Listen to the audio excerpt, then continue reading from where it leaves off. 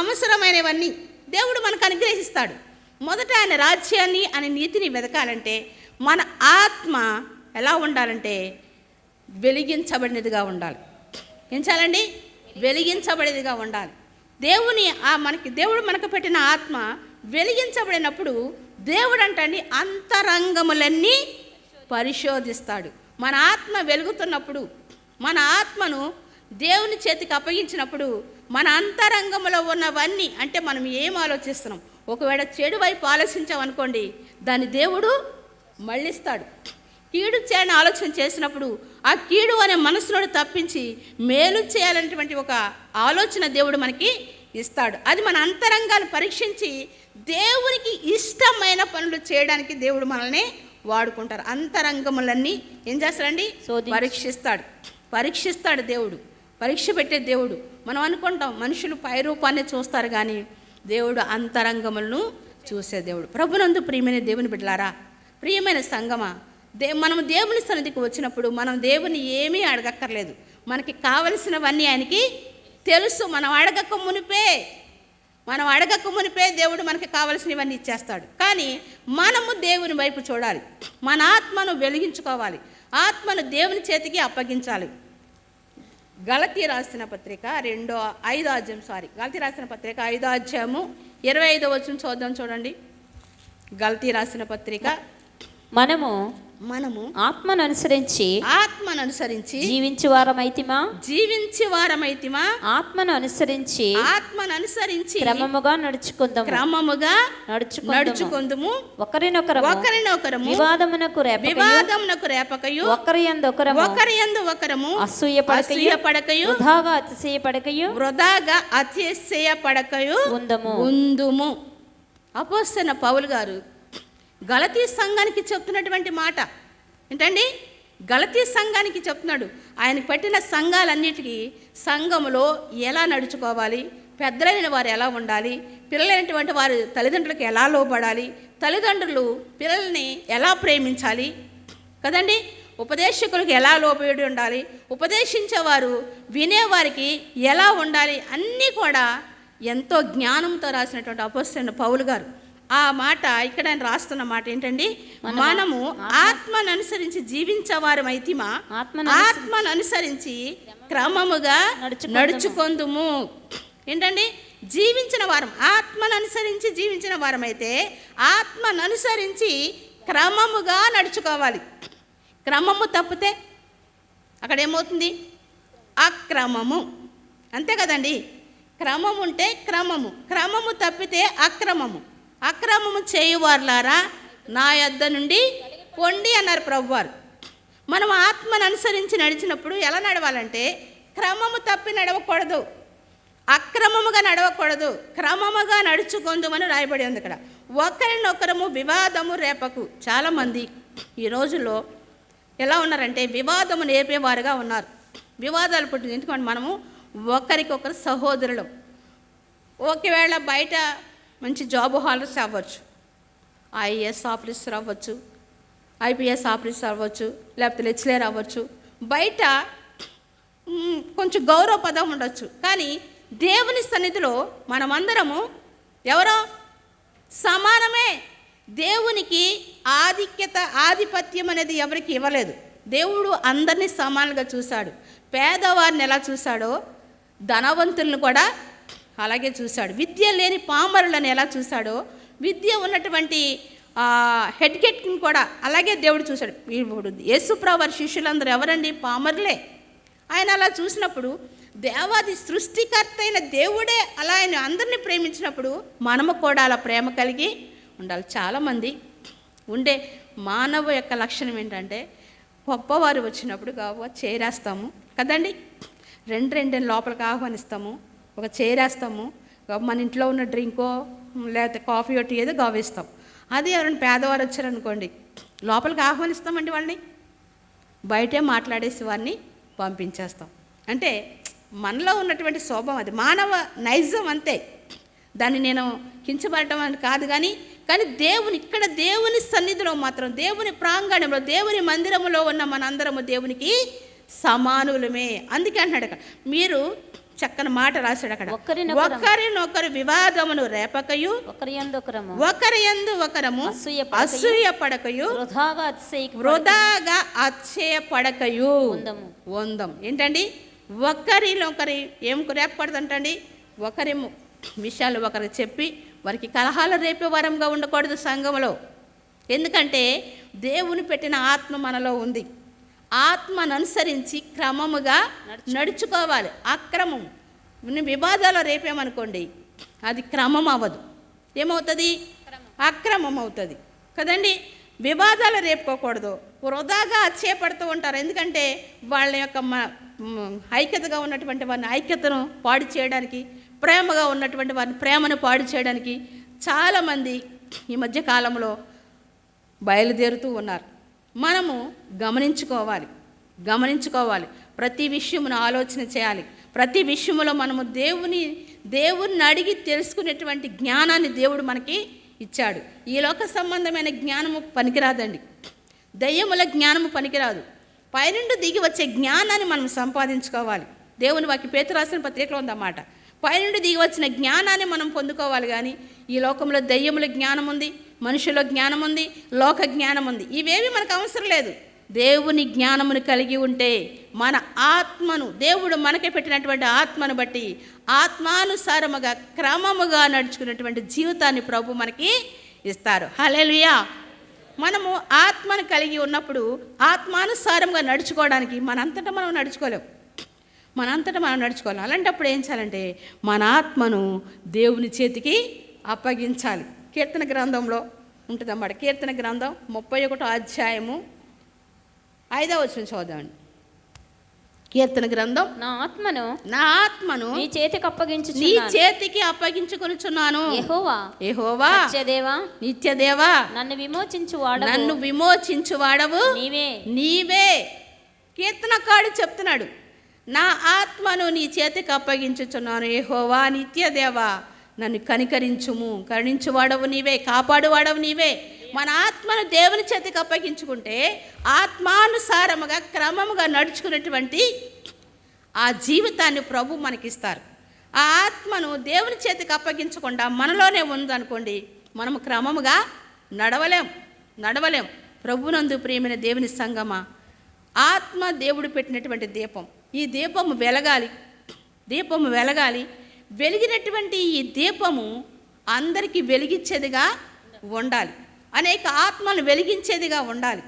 ఆత్మ దీపమును మనం ఏం చేయకూడదంటే దేవుని చేతికి అప్పగించేదిగా ఉండాలి. ఈ ఆత్మను ఆర్పకూడదు. మనం ఈ లోకంలో ఎన్నెన్నో వేటి కోసం ప్రయాసపడుతూ ఉంటాం, కానీ ఆత్మ కోసము ప్రయాసపడం. అయితే దేవుని సన్నిధి ఎందుకంటే ఆత్మ కొరకు ప్రయాసపడడానికే, ఆత్మ కోసం, ఆత్మను రక్షించుకోవడం కొరకే, ఆత్మ నరకంలోనికి వెళ్ళిపోకుండా నిత్య దేవుడైనటువంటి దేవుని సన్నిధికి చేరడం కొరకే, ఆ పరలోక రాజ్యములో ఈ ఆత్మ దేవునితోనూ దూతలతోనూ సంతోషించడం కొరకే దేవుని సన్నిధి. దేవుని యందు భయభక్తులు కలిగి ఉండడం. ఈ లోకంలో ఎన్ని సంపాదించినా ఇవేమి మన వెంట రావు. యేసుప్రభువు వారు అంటాడు, ఒక సర్వలోకమును సంపాదించుకొని వాని ప్రాణమును పోగొట్టుకుంటే వానికి ఏంటి ప్రయోజనం? ఈ లోకంలో మనం ఎన్ని సంపాదించుకున్నా ఆత్మను కాపాడుకోలేకపోతే, ఆత్మను రక్షించుకోలేకపోతే, ఆత్మ దీపాన్ని వెలిగించుకోలేకపోతే మనం సంపాదించినది ఈ లోకములు విడిచిపెట్టవలసిందే. ఈ ఆత్మ కూడా నరకములో యాతన పడవలసిందే. మనము దేవుని యందు భయభక్తులు కలిగి ఉండడం దేని కొరకంటే ఈ స్థిరాస్తులు సంపాదించుకోవడం కొరకు కాదు, ఆరోగ్యాలు కాపాడుకోవడం కాదు.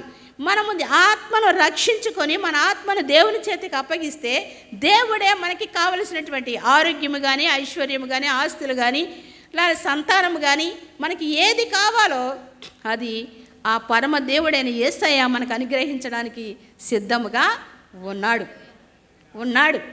మనం అవి పొందుకోవాలంటే మొదటగా మన ఆత్మను ఎంచాలి, కాపాడుకోవాలి. ఆత్మను రక్షించుకుని వారముగా ఉండాలి. ఆత్మకు రక్షణ లేకపోతే ఎన్ని సంపాదించుకున్నా అన్నీ వ్యర్థమే. ఆకాశము కింద జరిగేది ప్రతిది వ్యర్థము అన్నాడు సొలొమోను మహారాజు. నిజమే, ఈ భూమి క్రింద జరిగేవన్నీ వ్యర్థమే, కానీ ఆత్మ వ్యర్థమైపోకూడదు. ఎక్కడి నుండి అయితే వచ్చిందో మరలా తిరిగి ఈ ఆత్మ అక్కడికి చేరాలంటే ఈ ఆత్మ కొరకు ప్రయాసపడాలి. ఆత్మను క్రమంగా ఆత్మను కలిగి ఉన్న మనము శరీరంలో ఉన్నటువంటి ఈ ఆత్మను శరీరానుసారంగా జీవిస్తున్నటువంటి ఈ ఆత్మ క్రమముగా నడుచుకోవడానికి ప్రయత్నించాలి. క్రమముగా మనం నడవలేము, కానీ ఈ ఆత్మను దేవుని చేతికి అప్పగించాలి. దేవుని చేతికి ఎప్పుడైతే అప్పగిస్తామో దేవుడు మనలకు క్రమములో నడిపిస్తాడు. అప్పుడు మనం క్రమముగా ఉండడానికి ఒక అవకాశము ఉంటుంది. దేవుని చేతికి అప్పగించినటువంటి ఈ ఆత్మను ఆర్పకుండా నిత్యముది వెలుగుతూ ఉండాలి. మొదటి దశలోనికి రాసిన పత్రిక 5వ అధ్యాయము 19వ వచనం అనుకుంటు చూడండి. 19వ వచనం, 5వ అధ్యాయం 19వ వచనం చదువుదాం. మొదటి దశలోనికి రాసిన పత్రిక. ఆత్మను ఆర్పకుడి, ప్రవచించుటకు నిర్లక్ష్యము చేయకుడి, సమస్తమును పరీక్షించి మేలైన దానిని చేపట్టుడి. చాలమ్మ. ఇక్కడ అపోస్తలుడైన పౌలు గారు దశలోనిక సంఘానికి చెప్తున్నాడు ఏమని? ఆత్మను ఆర్పకుడి, ప్రవచించుటకు నిర్లక్ష్యము చేయకుడి, సమస్తమును పరీక్షించి మేలైన దానిని చేపట్టాలి. ఇందా చెప్పాను కదా, ఈ ఆత్మ లోకంలో ఉన్నప్పుడు ఎవరికైనా మేలు చేయడానికి ఇష్టపడదు. నేనే బాగుండాలి, నేనే ఆరోగ్యంగా ఉండాలి, నేనే సిరి సంపదలతో ఉండాలి. అసూయ మనకుంటుంది. మనలో అసూయ ఉండకూడదు. వివాదాలు రేపుద్ది. వివాదాలు మనలోనికి రాకూడదు. ఏం చేయాలంటే మన ఆత్మను దేవుని చేతికి అప్పగించినప్పుడు దేవుడు దాన్ని ఏం చేస్తాడంటే వెలిగిస్తాడు. ఈ ఆత్మ దీపాన్ని వెలిగించిన ఈ ఆత్మ దీపమును మరలా ఏం చేయకూడదు? ఆర్పకూడదు. ఆర్పుతామంటే దేవుని సన్నిధిని నిర్లక్ష్యం చేసామనుకోండి, ఆత్మ ఆరిపోతుంది. ఎందుకంటే దేవుని సన్నిధిలో ప్రార్థన ఉంటుంది, వాక్యం ఉంటుంది. ఆ వాక్యము ద్వారా మన హృదయాన్ని సరిచేసుకుంటాం. ప్రార్థన ద్వారా మన ఆత్మను వెలిగించుకుంటాం. దేవుని సన్నిధిని ఎప్పుడైతే నిర్లక్ష్యం చేస్తామో అప్పుడు ఆత్మ మారిపోతుంది. అందుకే దేవుని సన్నిధిని, సంఘమును నిర్లక్ష్యము చేయొద్దని అపోస్తలుడైన పౌలు గారు చెప్తూ అంటున్నాడు. ఆత్మను ఆర్పకుడి, ప్రవచించుటకు నిర్లక్ష్యము చేయకుడి. దేవుని సంఘములో మనము ఐక్యము కలిగి ఉన్నప్పుడు, దేవుని సంఘానితో సహవాసము కలిగి ఉన్నప్పుడు ఆత్మను వెలిగించుకుంటాం. వెలిగించబడినటువంటి ఆత్మ ప్రవచిస్తుంది. ఏం చేస్తుందండి? ప్రవచిస్తుంది. దేవుని ఆత్మ మన మీదకి వచ్చినప్పుడు, పరిశుద్ధాత్మ మనలోనికి వచ్చినప్పుడు ప్రవచించేదిగా దేవుని ఆత్మ మనల్ని వాడుకుంటుంది. అందుకే ప్రవచించుటకు నిర్లక్ష్యము చేయకుడి, సమస్తమును పరీక్షించి మేలైన దానిని చేపట్టుడి. ప్రతి విధమైన కీడునకు దూరముగా ఉండాలి. ఎవరికి కీడు తలపెట్టేటువంటి మనస్సు మనలోనికి రాకూడదు. యేసుక్రీస్తు ప్రభువారు దానికి కీడు చేసిన వారిని ఆయన దీవించాడు. ఆయన దేవుడు అండి. దేవునికి ఉన్న మనసు మనకు ఉంటుందండి? మనకు ఉండదు కదండి, మానవులం కదండి అంటాం. అవును, మానవులమే. అయినప్పటికీ దేవుని ఆత్మ మనం దర్శించినప్పుడు, దేవునితో మనము బంధము కలిగి ఉన్నప్పుడు మనము కూడా అలాగూ చేయగలం. ఆ మాట చెప్పారు. ఎవరు చెప్పండి పరిశుద్ధ గ్రంథంలో? అపోస్తలుడైన పౌలు గారు. యేసుక్రీస్తునకు కలిగిన ఈ మనసును మీరును కలిగి ఉండండి. ఎందుకంటే నేను ఆ మనసును నేను కలిగి ఉన్నాను కనుక మీరు కలిగి ఉండండి. మరి అపోస్తలుడైన పౌలు గారు ఆయన మనలాంటి మనిషే. కొన్ని యేసు ప్రభువారు అంటే దేవుని కుమారుడు, దేవునికి మానవులకి మధ్యవర్తిగా వచ్చినవాడు.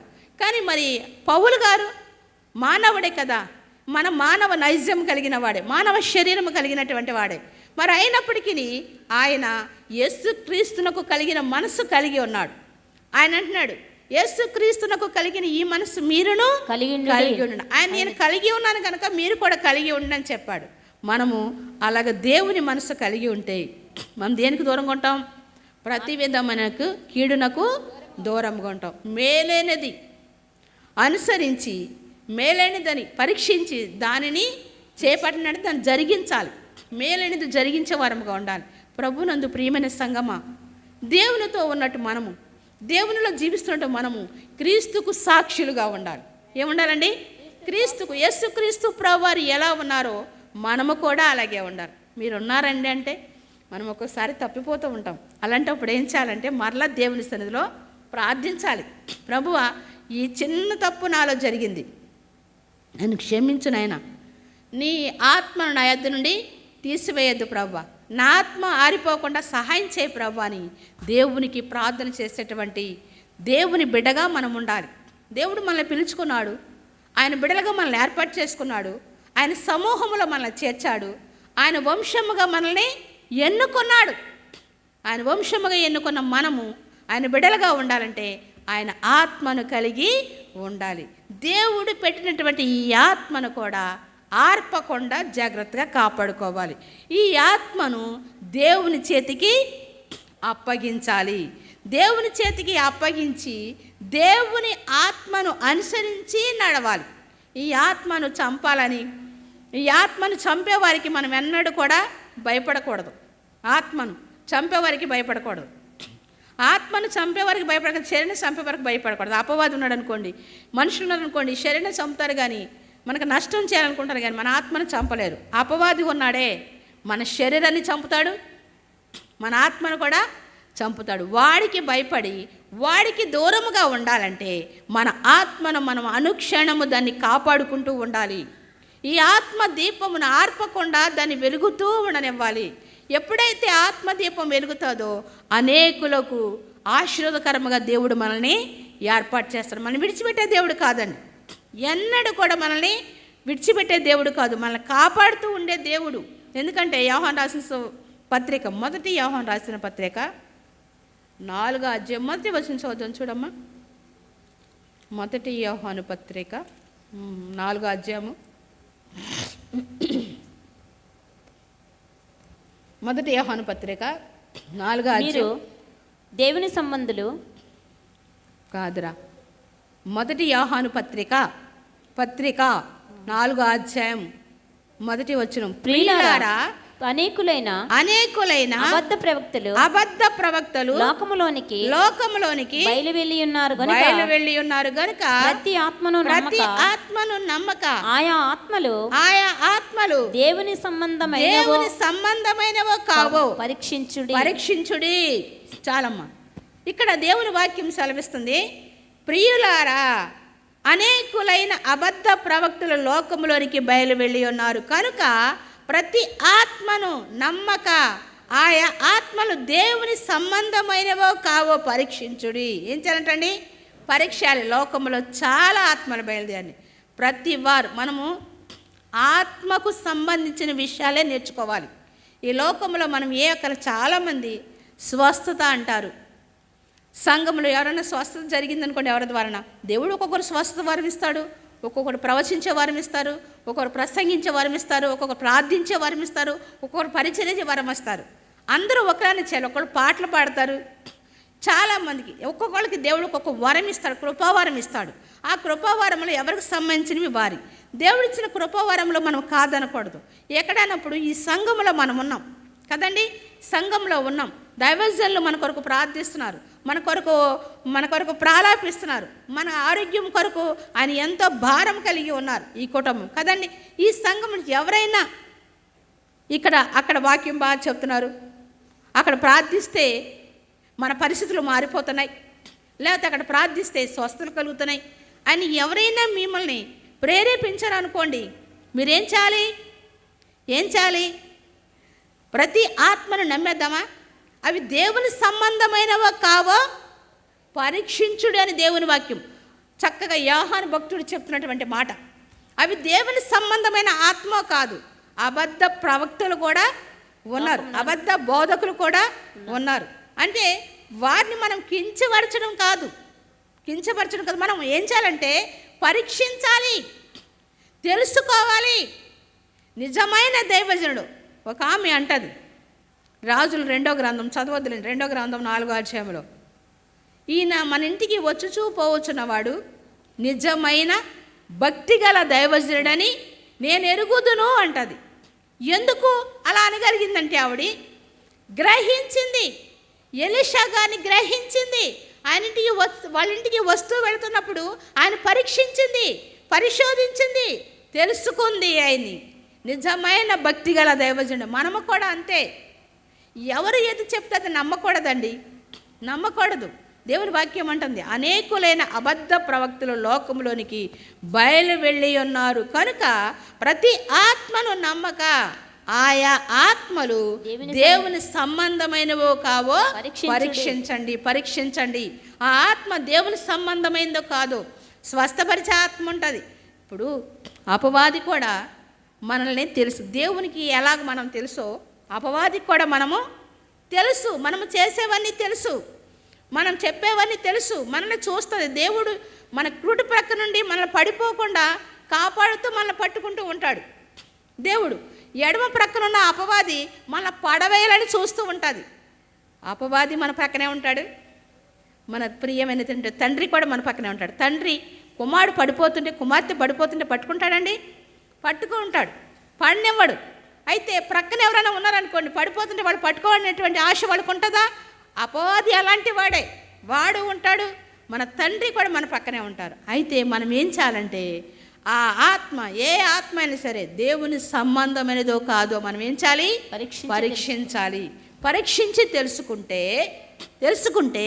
మన ఆత్మను కాపాడుకోగలుగుతాం, మన ఆత్మను సరి చేసుకోగలుగుతాం. మన ఆత్మను ఆర్పకుండా అది వెలగడానికి అవకాశం ఉంటుంది.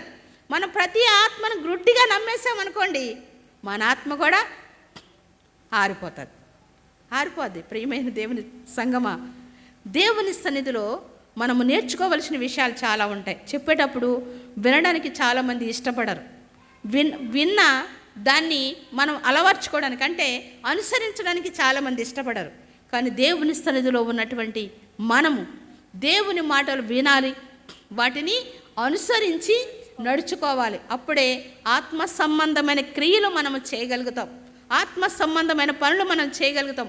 పరిశుద్ధాత్మతో మనం అందరము ఏకీవించగలుగుతాం. లేకపోతే పరిశుద్ధాత్మతో ఏకీవించలేం.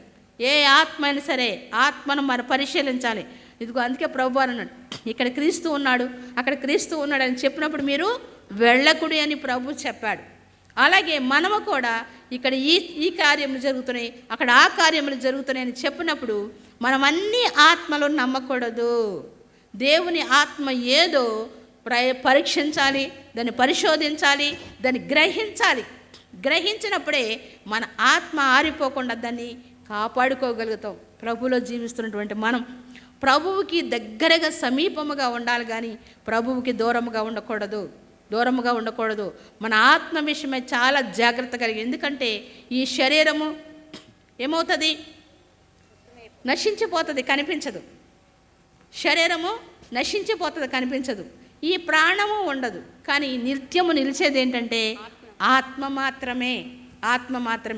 మన శరీరం, మనలో ఉన్న జీవము ఎప్పుడు పోతూ ఉంటుంది?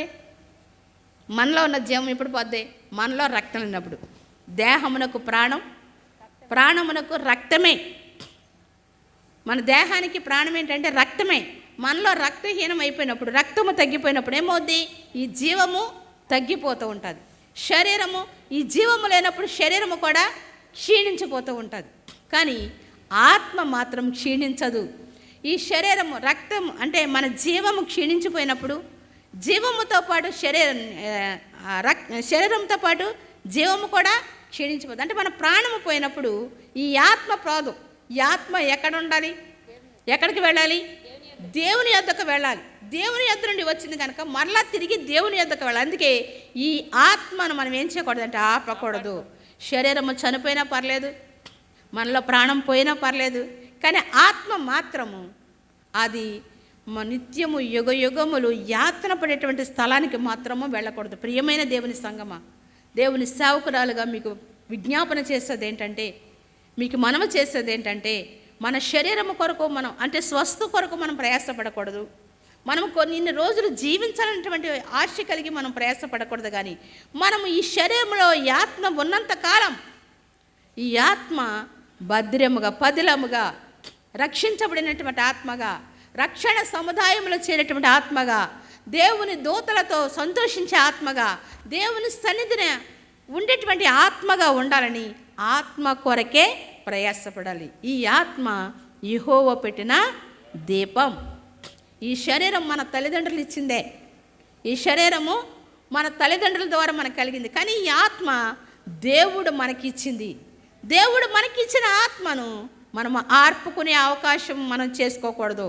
దేవుని చేతికి ఈ ఆత్మను అప్పగిస్తే దేవుడే దాన్ని నిత్యము వెలిగిస్తూ ఉంటాడు. దేవుని చేతికి అప్పగించడం అంటే దేవుని మందిరములోనే మన ఆత్మను సరిచేసుకుంటూ ఉండాలి. దైవజనులు చెప్పినటువంటి మాటల ద్వారా, దైవజనులు చెప్తున్నటువంటి హెచ్చరికల ద్వారా, దైవజనులు చెప్తున్నటువంటి వాక్యము ద్వారా మన ఆత్మను ఏం చేయాలంటే దాన్ని అంతకంతకు వెలిగించబడేదిగా, ప్రజ్వలిల్లేదిగా ఈ ఆత్మ ఉండాలి. కానీ ఆత్మను ఆర్పుకునేటువంటి పరిస్థితులు మనలోనికి ఎంత మాత్రము రాకూడదని పరిశుద్ధాత్మ దేవుడు మనకి ఈ ఈ మధ్యాహ్న కాల సమయంలో హెచ్చరిస్తూ ఉన్నాడు. ప్రభువులో జీవిస్తున్నటువంటి మనం ప్రభు కొరకు సిద్ధపడాలి, కానీ ప్రభువుని విడిచేవారముగా ఉండకూడదు. ఎందుకంటే దేవుడు మనకి అనేకమైన అవకాశాలు మనకి ఇస్తున్నాడు, కానీ దాన్ని ఏం చేస్తున్నామంటే మనం సద్వినియోగం చేసుకోలేకపోతున్నాం. ఏం చేయాలి? సద్వినియోగం చేసుకునేటువంటి వారముగా ఉండాలని దేవుని ఆత్మ హెచ్చరిస్తుంది మనల్ని. దేవుని పరిశుద్ధ గ్రంథం నుండి ఏంటో వచ్చిన అంటే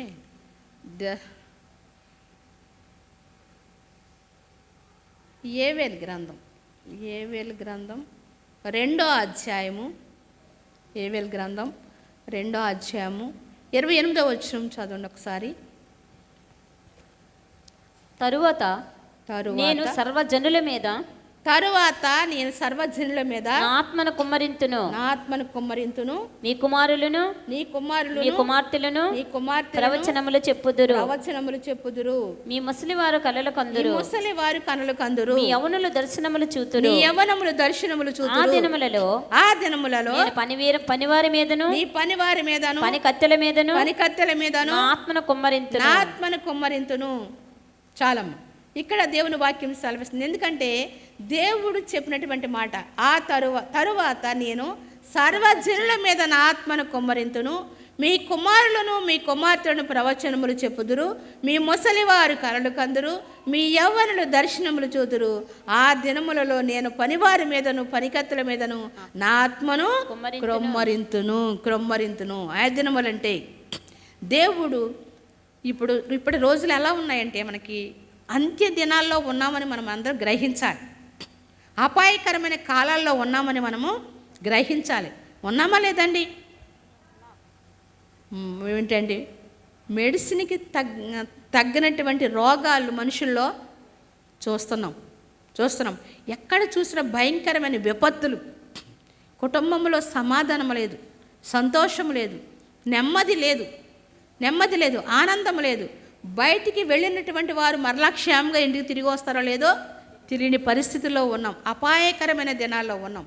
అపాయకరమైన దినముల్లో ఉన్నటువంటి మనము దేవుడు మనకిచ్చినటువంటి ఆత్మను ఏం చేయాలంటే దేవుని చేతికి అప్పగించాలి.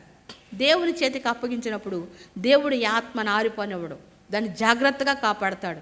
ఈ ఆత్మను అనుసరించి క్రమముగా మనం నడుచుకున్నప్పుడు, ఎప్పుడు దేవుని ఆత్మ మన మీద క్రమరించబడుతుందంటే దేవుడు మనలో పెట్టినటువంటి ఆత్మను క్రమముగా అనుసరించి నడుచుకున్నప్పుడు, ఎవరిలో విభేదాలు పుట్టించక, ఎవరి మీద అసూయపడక, ఎవరికి కీడు చేయక, మేలైన దాన్ని చేపడుతూ మేలైన విషయాలు జరిగిస్తూ అనేకులకు మరి ఆశీర్వదకరంగా మనం ఉన్నప్పుడు, మన ఆత్మ దీపాన్ని వెలిగిస్తున్నప్పుడు, తర్వాత దేవుడు ఇక్కడ చెప్తున్నాడు, నేను సర్వజనుల మీద ఆత్మను క్రొమ్మరింతును, మీ కుమారులను మీ కుమార్తెలను ప్రవచనములు చెప్పుదురు, మీ ముసలివారు కలలు కందురు, మీ యవ్వనులు దర్శనములు చూదురు. ఆ దినములలో నేను పనివారి మీదను పనికర్తెల మీదను నా ఆత్మను క్రొమ్మరింతును. మనం చేస్తున్నాం ఆ పని. అది మన యవ్వనులు దర్శనములు చూడడానికి దేవుని వాక్యం అంటుంది, మీ కుమారులు కుమార్తెలు ప్రవచనం ఇస్తారన్నారు. ప్రవచనం ఎప్పుడంటే దేవుని ఆత్మ క్రమరించినప్పుడు. యవనస్తులు ప్రవచించేవారుగా ఉన్నారా? ప్రవచించేవారుగా ఉండాలంటే వారి ఆత్మను కాపాడుకుంటూ ఉండాలి, దేవుని చేతికి అప్పగిస్తూ ఉండాలి. దేవుని సన్నిధిలో పాటలు పాడటమే కాదు, ప్రార్థించేవారుగా ఉండాలి. యెఫ్తా కుమార్తె కన్యాత్వము కొరకు ఏం చేసింది? ప్రాలాపించింది. తన పనికత్తెలతో కొండ మీదకి వెళ్ళి 3 దినాలు ఉపవాసం ఉండి ప్రవచించింది. యవన బిడ్డలు ప్రాలాపించాలి, ప్రార్థించాలి. కన్యకలుగా ఉన్నటువంటి వారు, యవ్వనస్తులుగా ఉన్నటువంటి వారు వారి యవ్వనత్వాన్ని బట్టి లోకంలో వెళ్ళిపోకుండా, పాపములో పడిపోకుండా, వారి దృష్టి చెడు వైపు వెళ్లకుండా, తన మనసు అరాచకమైనటువంటి పనుల వైపు వెళ్లకుండా, వారి మనస్సు మారిపోకుండా దేవుని వైపే ఉండడం కొరకు ప్రార్థించింది. ఎవరంటే యెఫ్తా కుమార్తె యవ్వన కాలములో. మరి మన యవ్వనులు కూడా ఏం చేయాలంటే దేవుని సన్నిధిలో ప్రాలాపించాలి, ప్రార్థించాలి. తన యవ్వనము కొరకు, మరి యవ్వనాల కొరకు. యవ్వన కాలంలో ఉన్నాను ప్రభువా, దేవుని వాక్యం అంటే విలాపి వాక్యంలో, యవ్వనస్తుడు యవ్వన కాలమున నా కాడి మోయట యవ్వనుడికి మేలు అని. యవ్వన కాలములో దేవుని కాడి మోస్తే ఎవరికి? యవ్వనస్తులకే మేలు.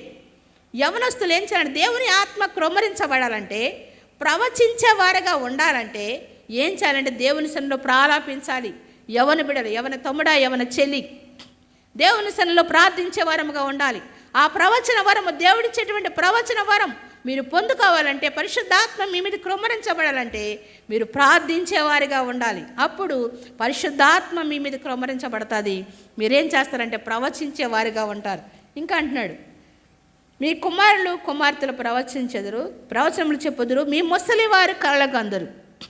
ముసలివారు కళ్ళు కనాలంటే వారు కూడా దేవుని సన్నిధిలో ప్రార్థించాలి. వృద్ధాప్యములో ఉన్నటువంటి వారికి ఏ భారము, ఏ బాధ్యత వారికి ఉండదు కనుక, ఇంకా శరీరాశలు, లోకాశలు, నేత్రాశలు వారికి ఉండవు కనుక వారు ఏం చేయాలంటే దేవుని సన్నిధిలో మొర్ర పెట్టాలి. ఏం చేయాలండి? దేవుని సన్నిధిలో వృద్ధాప్యములో ఉన్నప్పుడు చాలా సమయం ఉంటుంది, వారికి ఏ బాధ్యత ఉండదు. కుమారులు, కుమార్తెలు, లేకపోతే అల్లుళ్ళు, కోడళ్ళు ఎవరో ఒకళ్ళు చూస్తారు, వంట వండి పెడతారు. ఒక మొత్తం ఇప్పటికి మా ఊర్లో ఉన్నారు ముసలాళ్ళు, చాలా ముసలాళ్ళు, మా సంఘానికి వచ్చేవాళ్ళు. నేను ఏం చేస్తారంటే ఇంకా ఏదో సంపాదించాలంటే ఆశ. ఏంటండి ఏం చేస్తారో, వాళ్ళకి ఇప్పుడు పెన్షన్ ఇస్తున్నారు కదా గవర్నమెంట్, ఆ పెన్షన్ శుభ్రంగా తిని హ్యాపీగా ఏదో దేవుడు ఇస్తున్నాడు, కొన్ని కొడుకులు కోడలు చూడదనుకోండి, ఆ డబ్బులు పెట్టి ఓ పండో పాలమో ఏదో కొనుక్కుని మంచి ఆరోగ్యకరమైన ఆహారం తిని సంతోషంగా ఉంటూ, ఆరోగ్యంగా ఉంటూ దేవుని సన్నిధిలో ప్రార్థించేవారుగా ఉండరు. ఏం చేస్తారో అవి వడ్డీకి ఇస్తారండి. మీరు కాదండి, మా సంఘంలో వాళ్ళ సంగతి చెప్తున్నాను నేను. ఎందుకు? అది ఇంకా సంపాదించుకోవాలని. ఇంకా ఇప్పుడు 3,000 పెన్షన్, 3,000 అండి. ఆ 3,000కి 6,000 అండి. దేవుని స్తోత్రం. 6,000కి 6,000 పెరిగిపోవాలి. పిల్లలు పెట్టేయాలి కదా, వాటికి పిల్లలు పెట్టాలంటే మరి చేతిలోనే దాచుకున్నాం అనుకోండి, అది అలాగే ఉంటాయి. తిన్నామనుకోండి ఖర్చు అయిపోతాయి.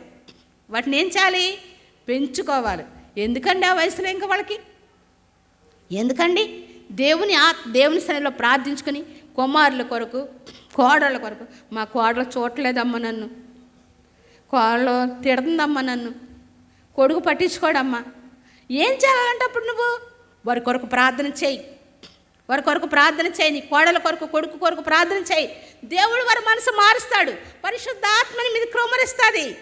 నువ్వేం చేస్తావు? అప్పుడు కలలు కంటావు, మంచి కలలు దేవుడు నీకు ఇస్తాడు. నిద్ర పట్టట్లేదమ్మా, ఎందుకు పడుతుంది నిద్ర?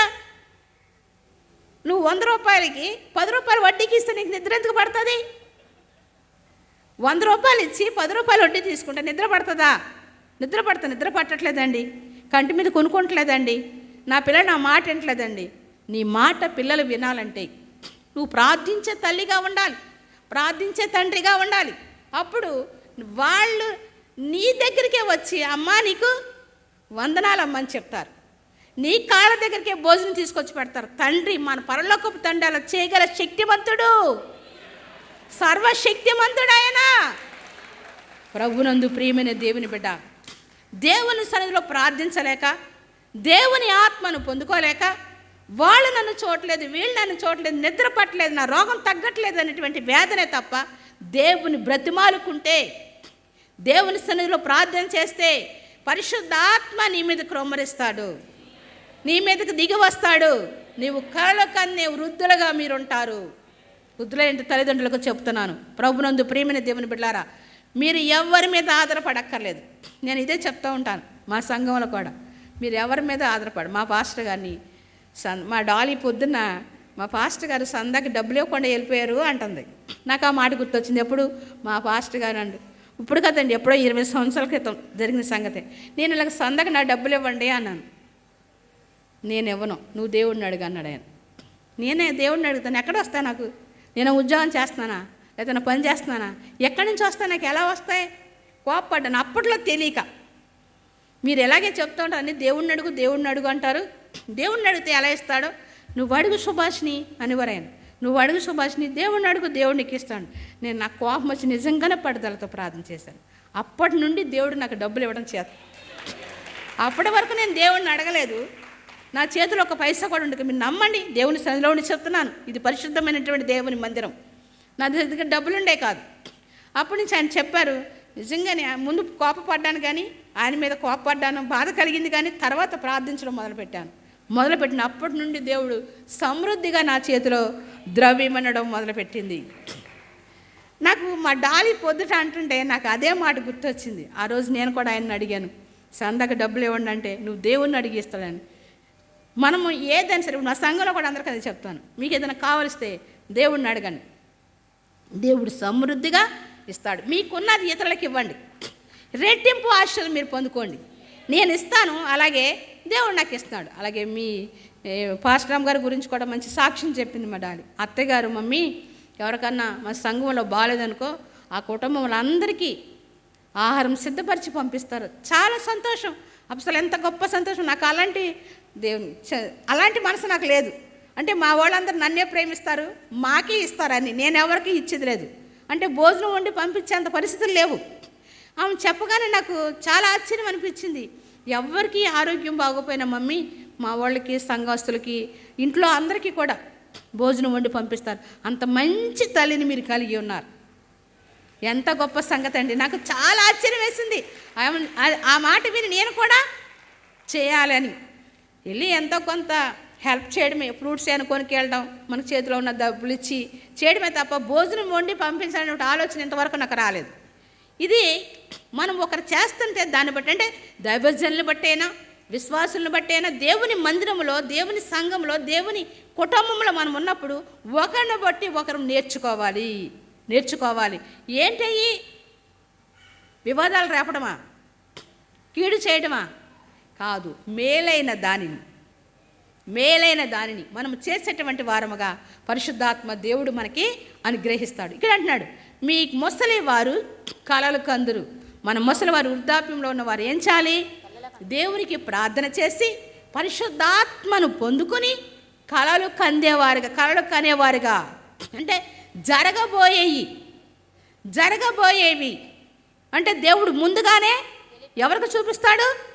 ముసలి వారికి చూపించిన తర్వాత వాటి కొరకు ప్రార్థన చేయాలి. వడ్డీకి ఇద్దాం, డబ్బులు సంపాదిద్దాం, ఇంకా ఏదో పని చేద్దాం, ఇంకా సంపాదిద్దామని ఆలోచన మానేసి దేవుని మీద ఆధారపడండి. దేవుడు మిమ్మల్ని పోషిస్తాడు. విధవరాళ్లను ఆయన పోషించే దేవుడు. సారేపతని విధవరాల్ని ఆయన కరువు కాలంలో సమృద్ధి అయిన ఆహారం పెట్టి పోషించడా లేదండి? సారేపతని ఊరిలో 3.5 సంవత్సరాలు 3 సంవత్సరాలు 6 నెలలు కరువు కాలంలో పోషించాడు. లేమిలో, కరువులో మనం నిన్ను పోషించడా? నన్ను పోషించడా? పోషిస్తాడండి. మన వృద్ధాప్యంలో ఉన్నప్పుడు దేవుని మీద ఆధారపడాలి. దేవుని నమ్ముకున్నామని కాదు, కానీ దేవుని నామం బట్టి ప్రార్థించే వారముగా ఉండాలి. అనేకుల కొరకు ప్రార్థించేవారుగా ఉంటే దేవుడు నిన్ను ఆశీర్వదిస్తాడు. నీకు అనేకమైన జరగబడినటువంటి విషయాలు కళ్ళ ద్వారా నీకు బయలుపరుస్తాడు. అలాంటి ఆత్మను, పరిశుద్ధాత్మను పొందుకునేవారు. నీ ఆత్మలో పరిశుద్ధాత్మ మిళితమైపోయి ఉండాలి. అలా ఉన్నప్పుడే దేవుని బిడ్డగా నీవు సాక్ష్యం పొందగలవు. దేవుని సంఘములో మంచి గుర్తింపును కలిగి ఉండవు. ప్రభునందు ప్రియమైనటువంటి దేవుని బిడ్డలారు, ఇంకా అంటున్నాడు, మీ యవ్వనులు దర్శనములు చూతురు. యవనస్తులు దర్శనములు చూసేవారుగా ఉంటారు. యవనస్తుడు దర్శనములు చూశాడు పరిశుద్ధ గ్రంథంలో. ఎన్ని సంవత్సరాలను విన్నామని మర్చిపోతూ ఉంటాం. యాకోబు కొరకు కుమారుడు యేసేపు యవన కాలంలో దర్శనములు వచ్చినాయి ఆయనకి. ఏమని దర్శనములు వచ్చినాయి? సూర్యచంద్రులు నమస్కరించారని, నక్షత్రంలో నమస్కరించినవి అని అనేకమైన దర్శనములు చూశాడు కదండి. ఆ దర్శనములకి కళ్ళకి మరలా ఆయన వాటికి వివరణ కూడా చెప్పేవాడు. ఎందుకంటే నీతిమంతుడు యేసేవు, నీతిమంతుడు, యవ్వన బిడ్డలు నీతిగా ఉంటాయి, యథార్థముగా జీవిస్తే దర్శనములు చూసేవారుగా ఉంటారు. ప్రభునందు ప్రియమైన దేవుని బిడ్డలారా, అనుదినము దేవుని వాక్యము చదవాలి. యవనస్తులు చదువున్న ప్రతి ఒక్కరూ అనుదినము వాక్యము చదవాలి. దేవుని సన్నిధిలో ప్రార్థించే వారముగా ఉండాలి. అప్పుడు పరిశుద్ధాత్మ మీ మీద క్రమరించబడినప్పుడు మీరు ఏం చేస్తారంటే దర్శనములు చూసేవారుగా ఉంటారు. పనివారి మీద దేవుని ఆత్మ క్రమరిస్తామంటాడు, పనికత్తెల మీద దేవుని ఆత్మ క్రమరించబడుతుంది. ఎప్పుడంటే యథార్థముగా ఉన్నప్పుడు, ఇంటిలో పనివారిగా ఉన్నప్పుడు ఎలా ఉండాలంటే యథార్థముగా ఉండాలి. యథార్థముగా పరిచర్య చేసేవారముగా ఉండాలి. నీతిగా జీవించాలి. అప్పుడు పరిశుద్ధాత్మ దేవుడు మనందరి మీద, సర్వజనుల మీద, ఒక్కరి మీద అనలేదు, అక్కడ ఉందండి, సర్వజనుల మీద నా ఆత్మను క్రొమ్మరింతును. ప్రియమైన దేవుని సంగమా, మీకు మంచి దైవజనులు ఉన్నారు, మీకు దేవుని వాక్యాన్ని ఉపదేశించేవారు, మంచి దేవుని రాజ్యములకు, దేవుని మార్గము నడిపించే నాయకులు ఉన్నారు, మీకు చక్కని ఆతిథ్యం ఇచ్చే నాయకులు ఉన్నారు, మీ అవసరాలు తీర్చే నాయకులు ఉన్నారు, మిమ్మల్ని పరామర్శించే నాయకులు ఉన్నారు. ఆ నాయకులకు మనము లోబడి ఉండాలని పరిశుద్ధాత్మ హెచ్చరిస్తుంది. ప్రభువులో జీవిస్తున్నటువంటి మనం పరిశుద్ధాత్మను, దేవుడు మనలో పెట్టినటువంటి ఆత్మ ఆరిపోకుండా ఉండాలంటే పరిశుద్ధాత్మని వరాన్ని కూడా మనము పొందుకోవాలి. ఎందుకంటే మనం నడిపించే నాయకులు చాలా గొప్పవారు, ఎంతో ప్రయాసపడ్డారు. ఒక వాక్యం చదివి ఆయన గురించి మీకు వివరణ చెప్తానే. యెషయా గ్రంథం 51వ అధ్యాయము మొదటి 2-3 వచనాలు చదవమ్మా. యెషయా గ్రంథం. నీతిని అనుసరించుచు యెహోవాను వెదకుచునుండు వారలారా, నీతిని అనుసరించుచు యెహోవాను వెదకుచునుండు వారలారా, నా మాట వినుడి. మీరు ఏ బండ నుండి చెక్కబడితిరో దానిని ఆలోచించుడి. ఏ గుంట నుండి త్రవ్వబడితిరో దాన్ని ఆలోచించుడి. మీ తండ్రి అయిన అబ్రహాము సంగతి ఆలోచించుడి. కరిన శారాను ఆలోచించుడి. అతడు ఒంటరి అయి ఉండగా నేను అతని పిలిచితిని, అతన్ని ఆశీర్వదించి అతనిని ఎక్కువ మంది అగునట్లు చేసితిని. ఇది అబ్రహాము గారి గురించి వ్రాయబడింది దేవుని వాక్యం. యెషయా ప్రవక్త చెప్తున్నాడు, నీతిని అనుసరించి దేవుని వెదుకుచునుండు వారలారా నా మాట వినుడి. నీతిని అనుసరించి దేవుని వెతుకుచుండు వారలారా, మనము నీతిని అనుసరించి దేవుని వెతకాలి. నీతి లేకపోతే దేవుని వెతికిన దేవుడు మనకి దొరకడు, కనపడడు, మాట్లాడడు, మనతో ఉండడు. మనము నీతిని అనుసరించి దేవుని వెతికితే దేవుడు మనతోనే ఉంటాడు. మనలో నీతి ఉండాలి, యథార్థత ఉండాలి. యథార్థవంతులకు ఆయన ఏ మేలు చేయక మానడు. నీతి మరణం నుండి తప్పించును. ఏ మరణం? శరీర మరణము నుండి తప్పించడం కాదు, ఆత్మ మరణము నుండి తప్పిస్తుంది. ఆత్మ మరణం నుండి నీతి మనల్ని తప్పిస్తుంది. అందుకే అక్కడ అంటున్నాడు, నీతిని అనుసరించు యెహోవాను వెతుకుచునుండు వారలారా నా మాట వినండి. మీరు ఏ బండి నుండి చెక్కబడితిరో దాన్ని ఆలోచించుడి. ఏ గుంట నుండి త్రవ్వబడితిరో దాన్ని ఆలోచించుడి. ఏ బండ నుండి చెక్కబడ్డాం? మనం అందరం క్రీస్తు అనే బండ నుండి చెక్కబడ్డాం. బాని చెప్పారు. ఏ గుంట నుండి త్రవ్వబడ్డాం? Christian prayer temple. Christian prayer temple అనే గుంట నుండి త్రవ్వబడ్డాం. క్రీస్తు అనే బండ నుండి చెక్కబడ్డాం. క్రైస్ట్ ప్రేయర్ టెంపుల్ అనేటువంటి గుంట నుండి మనమందరము త్రవ్వబడ్డాం కదండి. త్రవ్వబడ్డాం. ఇక్కడ అంటున్నాడు, మీ తండ్రి అయిన అబ్రహాము సంగతి ఆలోచించండి. ఇప్పుడు మీ తండ్రి ఎవరు? కుమార్ గారు, పాస్టర్ కుమార్ గారు కదండి. ఇంకా రాయబడింది, మిమ్మల్ని కనిన శారాను ఆలోచించండి. మీ తల్లి ఎవరు? పాస్టర్ అమ్మ గారు, గ్రోలీ గారు. మరి వారి గురించి ఆలోచిస్తున్నారా? ఎప్పటి నుండి ఆయన ఇంకా కింద అంటున్నాడు, మిమ్మును కనిన అతడు ఒంటరి అయి ఉండగా నేను అతన్ని పిలిచితిని. ఆయన ఒంటరి అయినప్పుడు, మీ సేవకుడు ఒంటరి అయినప్పుడు ఆయన్ని పిలిచాడు దేవుడు. ఆ పిలుపుకు లోబడి ఈ గ్రామం వచ్చి ఈ గుంటను ఏర్పాటు చేశారు. ఈ గుంటను త్రవ్వారు. ఈ గుంటలో నుండి మీరు బయలు వెళ్ళారు. ఎక్కువ మంది ఎగినట్లు దేవుడు ఆయన్ని ఆశీర్వదించాడు. హల్లెలూయా, దేవునికి స్తోత్రం. దేవుడు చేసేటువంటి అటువంటి ఆశ్చర్య కార్యములు, ఆయన ఒంటరి అయినప్పుడు దేవుడు ఆయన పిలిచాడు. ఎక్కువ మంది ఎగునట్లుగా ఆయన్ని ఆశీర్వదించాడు. మరి ఈ గుంట నుండి, క్రీస్తు అనే బండ నుండి త్రవ్వబడ్డారు కదా, చెక్కబడ్డారు కదా. మరి క్రిస్టియన్ ఫెయిత్ టెంపుల్ నుండి మీరు త్రవ్వబడ్డారు కదా. మరి సంఘం నుండి వేరే సంఘానికి మనం వెళ్ళొచ్చా? వాళ్ళు పిలుస్తారు. ఏదన్నా మీటింగ్స్ ఉంటాయనుకోండి, నేను మా సంఘంని వెళ్ళొద్దాను. ఎవరైనా మీటింగ్ పెట్టుకున్నాను, మీటింగ్లకు వెళ్ళాలి. స్తుతి కూడుకులు అయ్యి పెట్టుకున్నప్పుడు మనల్ని ఆకర్షించుకోవడానికి పిలుస్తారు. వెళ్ళకూడదు. ఎందుకంటే మనల్ని వాళ్ళు ఆకర్షించుకొని వారి సంఘానికి కలుపుకోవడానికి పిలుస్తూ ఉంటారు. మీరు ఉద్యోగ సభలు ఉంటాయి, లేకపోతే స్వస్థత సభలు ఉంటాయి, సభలకి వెళ్ళాలి. ఎందుకంటే అనేక మంది సేవకులు వస్తారు, ఉపదేశిస్తారు. ఉపదేశం నువ్వు వింటావు. ఏ మాట ద్వారానైనా మన మనసు మారవచ్చు. వాటికి వెళ్ళకూడదు. కానీ వేరే సంఘాలకి మనం వెళ్ళకూడదు. ఎందుకో చెప్పనా, ఉపదేశకులు చాలామంది ఉంటారు. చక్కని మాట ఉంటుందండి. ఎన్నో అధ్యాయం అంటే కొరింథీ రాసినటువంటి 2వ పత్రిక, ఒక మంచి మాట చెప్పి ముగిస్తాను. కొరింథీ రాసిన 2వ పత్రిక, ఎన్నో అధ్యాయం,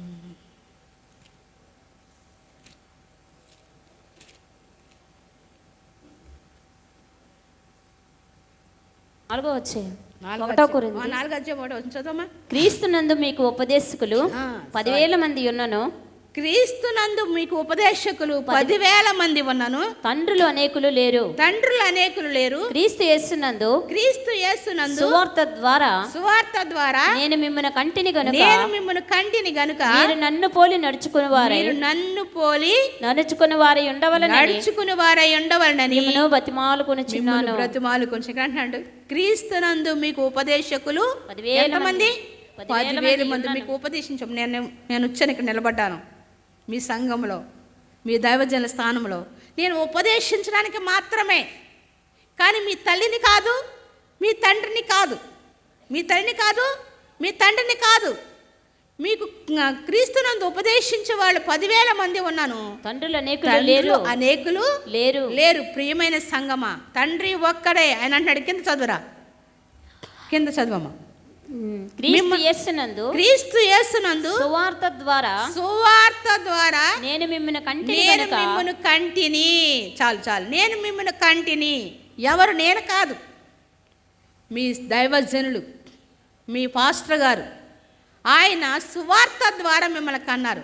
ఇంకో చోట అక్కడ రాయబడింది, కొరింథీ సంఘానికి అపోస్తలుడైన పౌలు గారు చెప్తున్నారు, మీకు ఉపదేశకులు అనేకులు ఉన్నా మీకు తండ్రులు అనేకులు లేరు. మీ తండ్రిని నేనే. క్రీస్తు యేసు సువార్త ద్వారా నేను మిమ్మల్ని కంటిని. ఇప్పుడు ఈ సంఘంలో ఉన్న మీరు కూడా మిమ్మల్ని సువార్త ద్వారా ఆయన కన్నారు. అంటే మిమ్మల్ని కనడానికి ఆయన ఎంత ప్రసవ వేదన పడి ఉంటారు. ఒక స్త్రీకి మాత్రమే తెలుసు ప్రసవ వేదన. ఇప్పుడు ప్రసవ వేదన పడుతున్నారా స్త్రీలు? ప్రసవ వేదన అంటే ఇప్పుడు యవ్వన పిల్లలకు తెలుసు? అసలు తెలీదు, మీకు తెలియదు. ఎందుకంటే చిన్న నొప్పి కలగగానే హాస్పిటల్కి వెళ్ళిపోతున్నారు. హాస్పిటల్కి వెళ్ళిపోతే ఒక నొప్పి 2 నొప్పి వచ్చేసరికి, అమ్మో నా పిల్ల నలిగిపోతుంది, డాక్టర్ గారండి మీరు ఆపరేషన్ సిద్ధం చేసేయండి అంటున్నారు. ఆ ప్రసవ వేదన కలిగితేనే కదా ఆ బిడ్డ యొక్క విలువ తెలిసేది, ఆ బాధ ఏంటో తెలిసేది. ప్రసవ వేదన మీకు తెలియదు, కానీ ఇప్పుడు పెద్దవాళ్ళు ఉన్నారు, వాళ్ళకు తెలుసు ప్రసవ వేదన. నాకు తెలుసు, ఎందుకంటే నాకు 4 పిల్లలు, కానీ దేవుడు 3 ఉంచాడు. ఒక బిడ్డ పరలోకానికి వెళ్ళిపోయింది. 3 పిల్లలు కూడా నార్మల్ డెలివరీ. నాకు ప్రసవ వేదన తెలుసు. ఆ ప్రసవ వేదన తెలిసిన ప్రతి ఒక్కరూ, మీ దైవజనులు మిమ్మల్ని ఎంత ప్రసవ వేదన చేత కన్నారో, సువార్త ద్వారా ప్రసన్న వేదన చేత మిమ్మల్ని కన్నారు కనుక మీ తండ్రిని మీరు మర్చిపోకూడదు, విడిచిపోకూడదు. సొంత తండ్రిని మానేసి పక్క తండ్రి ఇంటికి ఎవరైనా వెళ్తారండి? పక్క వాళ్ళని తండ్రి అంటారా? అది ఎంతవరకు సమంజసం? నీ తండ్రి నిన్ను కన్నాడు, నిన్ను కొన్నాడు, నిన్ను పెంచాడు, ఆత్మలో నిన్ను పెంచారు కనుక ఆయన మరిచిపోకూడదు, విడిచిపోకూడదు. అలా ఉంటేనే నీ ఆత్మ సంతోషిస్తుంది. ఒకవేళను మా సంఘం నుంచి కూడా చాలామంది, ఫస్ట్లో మాదే సంఘం అండి, సిబిసిఎన్ చర్చి ఉంది, బాప్టిస్ట్ చర్చి, అది ఫస్ట్ మిషనరీలు కట్టించిన చర్చి, ఆర్సిఎం చర్చి ఒకటి ఉంది, ఆ రెండు. తర్వాత మాది క్రిస్టియన్ ఈవెంజికల్ ఫెలోషిప్, మూడో సంఘంగా మాది ఉండేది. ఇప్పుడు 5 సంఘాలు పెరిగినాయండి, బైబిల్ మిషన్ సంఘాలు. మా చిన్న గ్రామం, మీది పెద్ద గ్రామం పలాస, మాది చిన్న గ్రామం. మా చిన్న గ్రామంలో బైబిల్ మిషన్ చర్చిలు 2 ఉన్నాయి, విశ్వాసుల ప్రార్థన సహవాసం అని ఇంకోటి ఉంది, కల్వరి జ్వాల 3, ఇంకోటి పరిశుద్ధ దేవుని మందిరం. 5 సంఘాలు పెరిగినాయండి. 5 సంఘాల్లో ఉన్నవాళ్ళు ఎవరో తెలుసండి? మా సంఘములో బాప్తీసం తీసుకుని, మా సంఘములో పరిశుద్ధ వివాహం, మా దగ్గర దేవుని అందరూ అన్యులేనండి, క్రిస్టియన్స్ మాత్రం కాదు. క్రిస్టియన్స్ వాళ్ళ సంఘంలోనే ఉంటారు. మా సంఘానికి ఎవరు? మా సంఘంలో అందరూ రాజులు ఉన్నారు, కమ్మరు ఉన్నారు, సాకలాళ్ళు ఉన్నారు, మరకాళ్ళు ఉన్నారు, అదేంటి బార్బర్స్ ఉన్నారు, అందరూ ఇతర క్యాస్ట్లే. వీళ్ళందరూ కాపులు ఎక్కువ ఉంటారు. వీళ్ళందరూ మా దగ్గర దేవుని తెలుసుకుని, ప్రార్థన నేర్చుకుని, మా దగ్గర బాప్తీసం తీసుకుని, మా సంఘంలో పరిశుద్ధ వివాహం జరిపించుకుని, ఇప్పుడు ఆ సంఘాలు 5 సంఘాల్లో ఉన్నవాళ్ళు మా సంఘంలో ఉన్నవాళ్ళే. వాళ్ళందరూ ఉంటే ఇప్పుడు ఇంత పెద్ద మందిరమైనా మాకు సరిపోయేది కాదేమో. అయితే వాళ్ళు వెళ్ళిపోయిన ఫోన్లే, మేమైంది బాధపడలేదు. ఎందుకంటే వాళ్ళు సొంత వాళ్ళు చర్చి కట్టుకున్నారు, లేకపోతే వాళ్ళ కులం వాళ్ళు చర్చి కట్టుకున్నారని ఇలాగనమాట, ఇలాగా వెళ్ళిపోయారు. కొంతమంది మాత్రం స్టాండర్డ్గా అలాగే ఉన్నారు. అప్పుడు ఎలా ఉన్నారో వాళ్ళే నిజమైనటువంటి దేవుని పిల్లలు, నిజమైన పిల్లలు.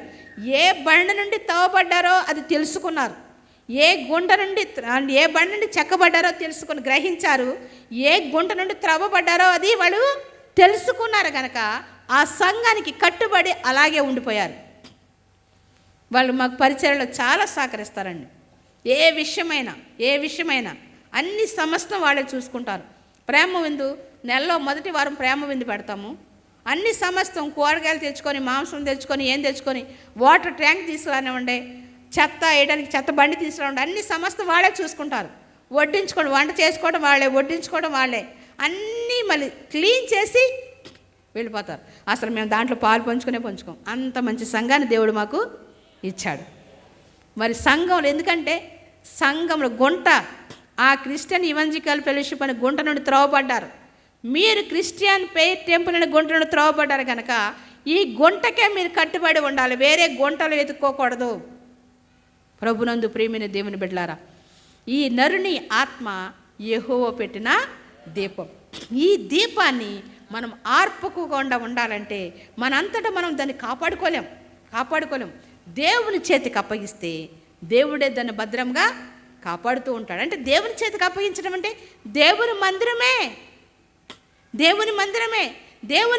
మనకి ప్రతి ఆరాధనలో మనం పాలు పంచుకుంటే, అదే ఆరాధన, సంఘ ఆరాధనలో మనం పాలు పంచుకుంటే దేవుని వాక్యము చేతను, ప్రార్థన చేతను, పరిశుద్ధాత్మ చేతను మనం అభిషేకించబడి దేవుని పరిశుద్ధాత్మలో మన ఆత్మ ఐక్యం అయిపోయినప్పుడు ఈ ఆత్మ నిత్యము వెలుగుతూ ఉంటుంది. ఈ ఆత్మ ఆరిపోయే అవకాశం ఉండదు. ప్రభునందు ప్రేమైన దేవుని బిడ్డలారా, అందుకే యెహోవా పెట్టినటువంటి ఈ దీపాన్ని, ఈ ఆత్మ దీపాన్ని వెలిగించుకుంటూ దేవుని రాజ్యం కొరకు మనందరం ఏం చేయాలి? సిద్ధపడాలి. బుద్ధిగల కన్యకులు 5 వారి దీపాలు వెలిగించుకున్నారు. దేవునితో, పెండ్లి కుమారుడితో లోపలికి వెళ్ళారు, పరలోక రాజ్యానికి వెళ్ళారు. మనము కూడా ఆత్మ దీపాలను వెలిగించుకుని మన ప్రభు అయిన యేసు రాకడ కొరకు మనం వెలుగుతూ ఉండు, ఆయన రాకడను ఆయనతో ఎదుర్కొని ఆయన సిద్ధపడి ఉంటే ఆయనతో పాటు నిత్య రాజ్యములో ప్రేమ విందులో ఆయన మన కొరకు కూడా ఏర్పాటు చేసినటువంటి 7 ఏండ్ల విందులో మనం పాలు పొందుకుంటూ సంతోషించేటువంటి ఆత్మను దేవుడు మనకి అనుగ్రహిస్తాడు. అటువంటి కృప పరిశుద్ధాత్మ దేవుడు మనకు అనుగ్రహించి ఆయనే మహిమ పొందునుగాక. ఆమేన్. చిన్న ప్రార్థన చేసుకుందాం. పరిశుద్ధుడైన తండ్రి, ప్రేమ స్వరూపుడైన యేసయ్య, నీ పరిశుద్ధ నామమును బట్టి నీకు వందనాలు, స్తుతులు, స్తోత్రములు నాయన. ఏ యోగ్యత అర్హత లేని నన్ను నిలబెట్టుకుని నాయన ఆత్మ ద్వారా నాతో మాట్లాడావు నాయన. నరుని ఆత్మ యెహోవా పెట్టిన దీపం అన్నావు నాయన. నీవు నాలో పెట్టిన దీపాన్ని, ఆత్మదీపాన్ని, ఇదిగో నీ బిడలో పెట్టినటువంటి ఆత్మదీపాన్ని మేము వెలిగించుకోవాలి. కడ వరకు నాయన నీవు మాకు ఇచ్చిన ఆయుష్ వరకు ఈ ఆత్మదీపాన్ని వెలిగించుకుంటూ నీ పరిశుద్ధాత్మలో మేమందరం ఐక్యమవునట్లుగా నీ కృప మాకు అనుగ్రహించి మీరు మాకు తోడుగా ఉండి మేలు చేసి వచ్చిన ప్రతి ఒక్క బిడ్డను కూడా దీవించి ఆశీర్వదించి ఈ సంఘమును, సంఘ కాపరి కుటుంబాలను కూడా మీరు దీవించండి. ఇంకను మీ దాసుల్ని మంచి ఆరోగ్యం ఇచ్చే పరిచయలో అనేక ఆత్మలు రక్షించేటువంటి ఆత్మను ఆయన కూడా అనుగ్రహించి మహిమ పొందమని యేసు నామమును అడుగుచున్నాను తండ్రి. ఆమేన్. అందరికీ వందనాలండి. సమయం ఇచ్చిన దైవజనులకు కూడా హృదయపూర్వకమైన వందనాలు తెలియజేస్తాను.